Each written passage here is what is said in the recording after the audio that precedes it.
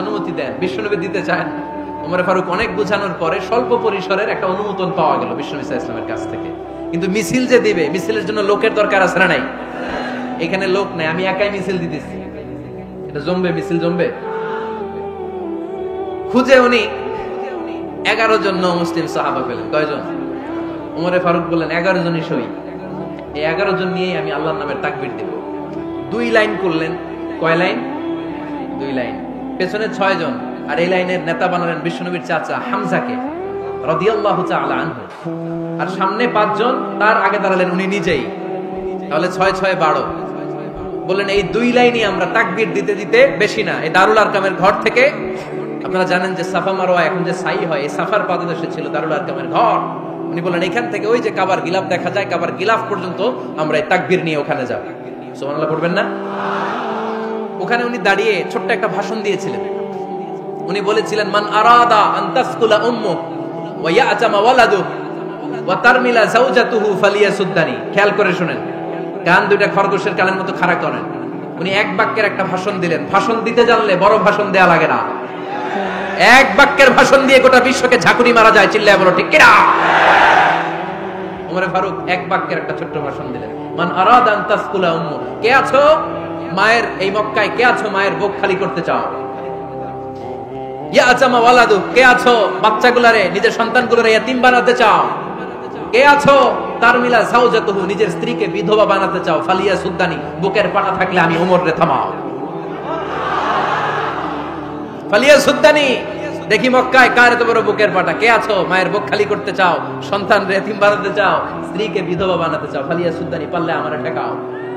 এই বলে উনি আল্লাহু আকবার, আল্লাহু আকবার, আল্লাহু আকবার বলে স্লোগান শুরু করে দিলেন। এক এক স্লোগানে মক্কার মরুজমিন থারথার করে কাঁপতে আরম্ভ করল। এই মিছিল মক্কায় আর কেউ দেয় না। মিছিলের আওয়াজ শুনে আবু জাহেল বাইরিস, উতবা বাইরিস, শাইবা, ওয়ালিদ ইবনে মুগিরা সব বের হইছে। কি রে, আমার এলাকায় এত বড় স্লোগান, কার এত সাহস? বের হয়ে দেখে মিছিলের সামনে ওমর।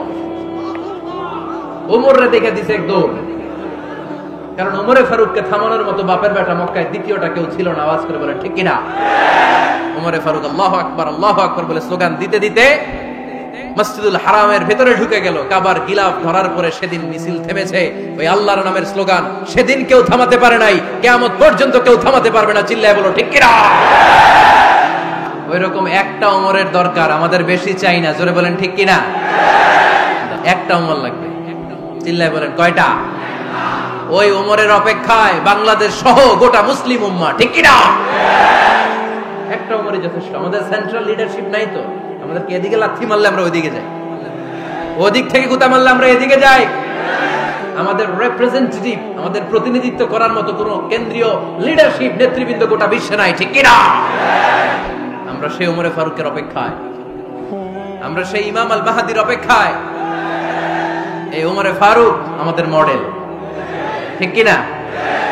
থার্ড ইন পজিশন এই পুরো উম্মতের মধ্যে ওনার পজিশন নাম্বার 3। 1 নাম্বার পজিশন বিশ্বনবী কার? 2 নাম্বার পজিশন কার? আবু বকর। 3 নাম্বার পজিশন কার? ওমরে ফারুকের। বিশ্বনবী বলতেন লা নবিয়্যা বা'দি, লা নবিয়্যা বা'দি, আমার পরে কোনো নবী নাই। ওয়ালা রাসূলা, আমার পরে কোনো রাসূলও নাই। আমার নবীর পরে আর কোনো নবী আছে? আমার নবীর পরে আর কোনো রাসূল আছে? এই যে কাদিয়ানি যে একটা সম্প্রদায় আছে, এরা কি মুসলিম নাকি অমুসলিম? মুসলিম সম্প্রদায়ের সাথে এদের কোনো সম্পর্ক নাই। চিল্লায় বলেন ঠিক কিনা?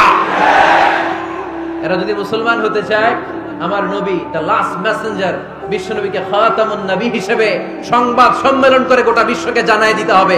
তারপরে তাদেরকে আমরা মুসলিম হিসেবে স্বীকৃতি দিব। চিল্লায় বলেন ঠিক কিনা? তা না হলে তারা কোন ধর্মের এটাকে জানাই দিতে হবে। No inferiority complex, no identity crisis. Identity ক্রাইসিসে থাকা যাবে না। আপনারা কোন ধর্মের এটা জানাই দেন। আপনারা বিশ্বনবীরও শেষ নবী মানবেন না, আবার মুসলিম বলেও নিজেদেরকে ট্যাগ লাগাতে চাইবেন। সাধারণ মুসলমানরা এটা এই ধোঁকাবাজি মানে না। চিল্লায় বলেন ঠিক কিনা? আমার নবীর পরে কোনো নবী নাই, আমার রাসূলের পরে কোনো রাসূল নাই। ঠিক কিনা? আল্লাহর হাবিব বলতেন লাউ কানা বা'দি নাবিয়্যুন লাকানা উমর, তবে আমার পরে যদি নবী হওয়ার যোগ্যতা কারো থাকে, আমার ওমরের ওই যোগ্যতা আছে। সুবহানাল্লাহ পড়েন।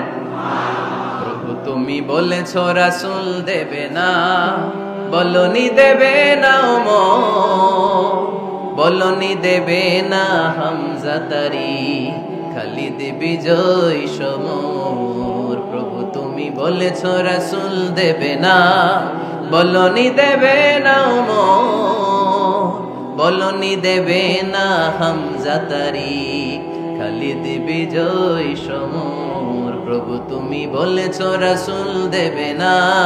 সুবহানাল্লাহ পড়েন। এজন্য আমরা একটা ওমর চাই। কয়টা? বেশি লাগবে? নেতার মতো নেতা কয়টা লাগে? জোরে বলেন কয়টা? Enough, that's enough. Omar Farooq, our super hero. ওনার সাথে বিশ্বনবী সাল্লাল্লাহু আলাইহি ওয়াসাল্লামের মুসাহারার সম্পর্ক ছিল। ওমর ফারুক যে বিশ্বনবীর শ্বশুর এটা অনেকে জানেই না। ওমর ফারুক রাদিয়াল্লাহু তাআলা আনহু বিশ্বনবীর শ্বশুর ছিলেন। এটা আজকে নতুন শুনছেন, কে কে হাত তোলেন? দেখছেন হুজুর? সঠিক বলছি না আমি? অনেকে আমরা জানি না। মাশাআল্লাহ, জানতে লজ্জা নাই, শিখতে লজ্জা নাই। লজ্জা হচ্ছে অজ্ঞতায় আর মূর্খতায়, ঠিক কি না? আমরা শিখতে রাজি আছি। যে কথা বলে আমরা তার ছাত্র। আমার আগে হুজুর কথা বলতেছিলেন, আমরা ছিলাম ছাত্র। এখন আমি কথা বলতেছি, এখন আমরা সবাই হয়ে গেছি ছাত্র, ঠিক কি না? যিনি বলেন তিনি শিক্ষক, বাকিরা আমরা ছাত্র, ঠিক কি না? চার খলিফার দুই খলিফা, ইসলামের চার খলিফার দুই খলিফা বিশ্বনবীর মেয়ের জামাই, আর বাকি দুই খলিফা বিশ্বনবীর শ্বশুর। সুবহানাল্লাহ পড়েন। সাইয়েদনা আলী রাদিয়াল্লাহু তাআলা আনহু, সাইয়েদনা উসমান যুন নূরাইন বিশ্বনবীর মেয়ের জামাই। উসমান রাদিয়াল্লাহু তাআলা আনহুর কাছে বিশ্বনবী দুই মেয়েকে বিয়ে দিয়েছিলেন। একজন মারা যাওয়ার পরে আরেকজন। বিশ্বনবী বলেছেন এরপরে আরেকটা থাকলে ওইটারও বিয়ে দিতাম। সুবহানাল্লাহ পড়বেন না? দুইজন ছিল মেয়ের জামাই আর দুইজন ছিল শ্বশুর। সাইয়েদনা আবু বকর শ্বশুর, বিশ্বনবীর স্ত্রী আম্মাজান আয়েশা রাদিয়াল্লাহু তাআলা আনহার বাবা। বিশ্বনবীর স্ত্রী আম্মাজান হাফসা রাদিয়াল্লাহু তাআলা আনহার বাবা ছিল সাইয়েদনা ওমর ফারুক। চিল্লায়ে পড়ে আল্লাহু আকবার। যেন তেন পজিশন না, সাইয়্যিদু কুহুলিল জান্নাহ। জান্নাতে যত নারীরা যাবে, নারীদের সর্দারিনী হবে সাইয়্যিদাতুনা ফাতেমা রাদিয়াল্লাহু তাআলা আনহা। এই ফরিদপুরের যত ইয়াং স্টাররা তোমরা যারা জান্নাতে যাবে, তোমাদের লিডার হবে সাইয়েদনা হাসান আর হুসাইন রাদিয়াল্লাহু তাআলা আনহুমা। আর বয়স্ক মুরব্বীরা যারা জান্নাতে ঢুকবেন, আপনাদের লিডার হবে সাইয়েদনা আবু বকর আর সাইয়েদনা ওমর ফারুক রাদিয়াল্লাহু তাআলা আনহু। সুবহানাল্লাহ পড়তে পারলেন না? ওমর ফারুক এটা সাধারণ কোনো ক্যারেক্টারিস্টিক্স নয়।